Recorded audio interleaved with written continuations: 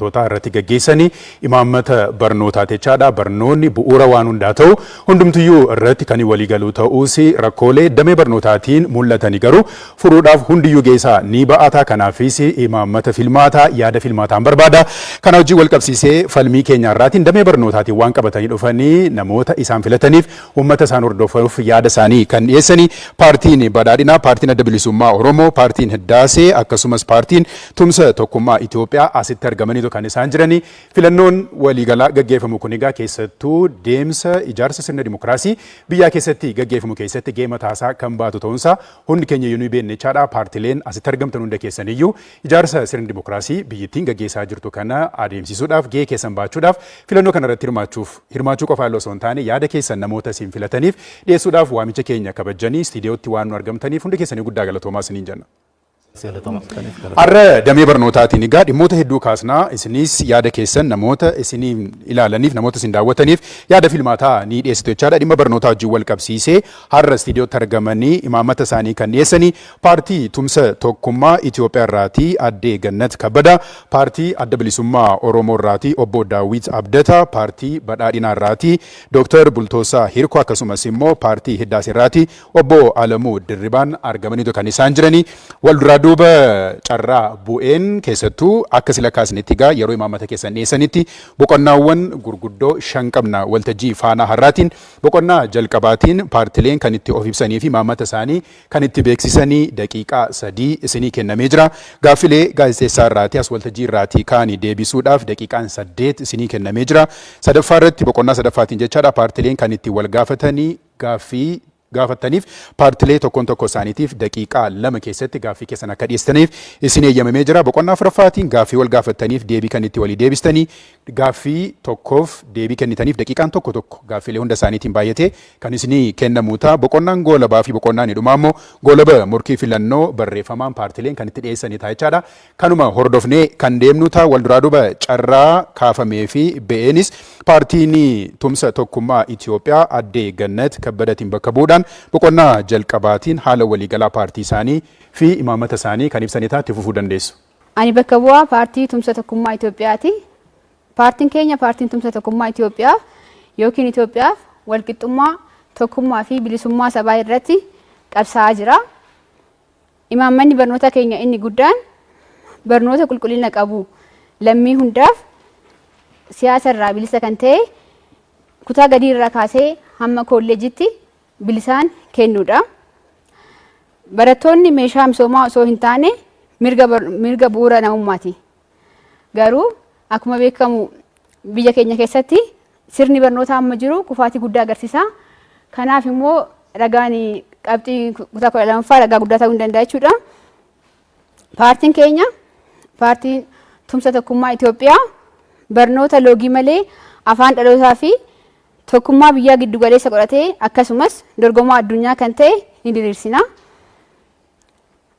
Barattoonni kamiyyuu Itoophiyaa keessa kan jiraatan hiyyeessa ta'anii dureessa barattoota baadiyyaa ta'anii barattoota magaalaa hundi isaaniitu barnoota qulqulluu ta'e kafaltii tokko malee argachuun mirga qabu.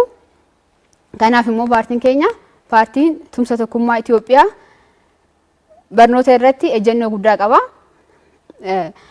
Barnootni beekumsa qabatamaa kalaqaa fi dandeettii rakkoo hiikuu irratti akka xiyyeeffatu ni hojjeta. Kana keessatti ammoo dubartoonni fi qaama miidhamtoonni carraa walqixa ta'e qabu jechuudha. Carraan barnootaa iskoolarshiipii fi ergama lammiilee hundaaf walqixa ta'uu qaba.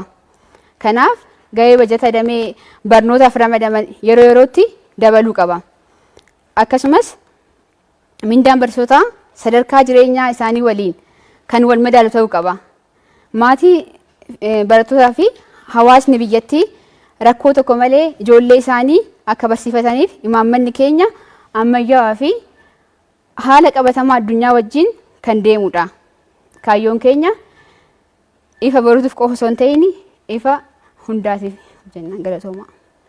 Guddaa galatoomaa jenna paartiin tumsa tokkummaa Itoophiyaa yaada ka'umsaa paartii isaanii ibsatanii kan jiranii haala waliigalaa carraa baafameen lammaffaa irratti ejjennoo paartii isaanii fi imaammata isaanii kan beeksisanii adda bilisummaa Oromooti. Obbo Daawit Abdataa itti fufuu dandeessu. Kabajamtoota daawwattoota hordoftoota walfalmii filannoo marsaa torbaffaa akkasumas hirmaattota waltajjii kanaa barnoonni bu'uura bilisummaa walqixxummaa Dimokiraasii akkasumas mirga hiree murteeffannaa uummattootaati. Itti dabaluunis barnoonni misooma waaraa fi nageenya waaraa fiduuf bu'uura jennee amanna. Kanaaf barnoonni beekumsaa fi ogummaa horachuu qofa osoo hin taane hawaasni yookaan lammiileen dammaqiinsa guddaa akka horatan ofitti amanamummaa jabaa akka qabaatanii fi hegeree isaanii hoogganuu irratti gahee guddaa taphata jennee amanna. Haa ta'u malee barnoonni biyya keenyaa hudhaalee hedduu qaba. Hanqina qabiyyee, dhaqqabiinsaa, qulqullinaa akkasumas immoo kan kaarikulamii hooggana barumsaa raawwii barnoota irratti wantoota bal'aatu jiru. Addi bilisummaa Oromoo imaammata armaan gadii qabatee kan dhiyaate yoo ta'u, tokkoffaa afaan Oromoo qubeedhaan sadarkaa hundatti kan kennamu ta'a. Lammaffaa barnoota lammiilee hundaaf tolaan sadarkaa hundatti kan kennamu ta'a. Duula wallaalummaa balleessuu dhaabbataan kan gaggeessu ta'a. Barnoonni sadarkaa duraa daa'immaniif dirqama ta'a. Dhaabbata afaan Oromoo qoratu waaltessuu fi dagaagsu ni ijaarama. Akkasumas dhaabbata barnoota kanneen saayinsii fi teekinooloojii irratti xiyyeeffatan fi qoratan ni dhaabbata. Kaarikulamii barnootaa idilee fi ogummaa wal fudhachiisuun ni diriirfama.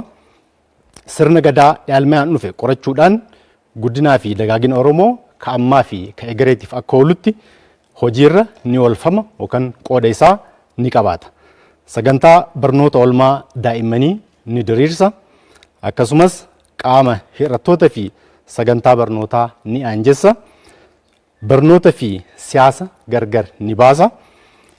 Riifoormii kaarikulamii ni gaggeessa. Riifoormiin kaarikulamii gaggeeffamu kun sadarkaa duraatti barattoonni naannoo isaanii aadaa isaanii sabdaneessummaa irratti ka xiyyeeffatu ta'e sadarkaa olaanaatti immoo umsatummaa yookaan kireetivitii giroomummaa yookaan antarpreneurship barnoota saayinsii fi teekinooloojii ICT irratti akkasumas immoo irra caalatti barnoota daa'imman rakkoo ittiin furuu danda'an akkaataa sammuun isaanii waa yaaduu waa kalaquu waa uumuu danda'an irratti kan xiyyeeffate ta'ame ni tolfama. Kana raawwachuuf ammoo bajata olaanaa seektara barnootatiif ni ramada.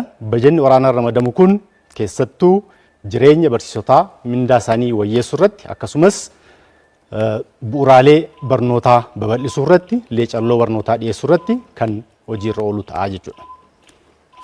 Adda bilisummaa Oromoo ABO'n sa'aatii kennameef keessatti imaammata isaanii dhiyeeffatanii jiru. Itti aansuudhaan immoo paartii badhaadhinaatti Dr. Bultoosaa Hirkootiin hoogganamee jira. Itti fufuu dandeessu. Kabajamoo uummata Oromoo, kabajamtoota uummattoota Itoophiyaa duraan dursee baga filannoo marsaa torbaffaa akka biyyatti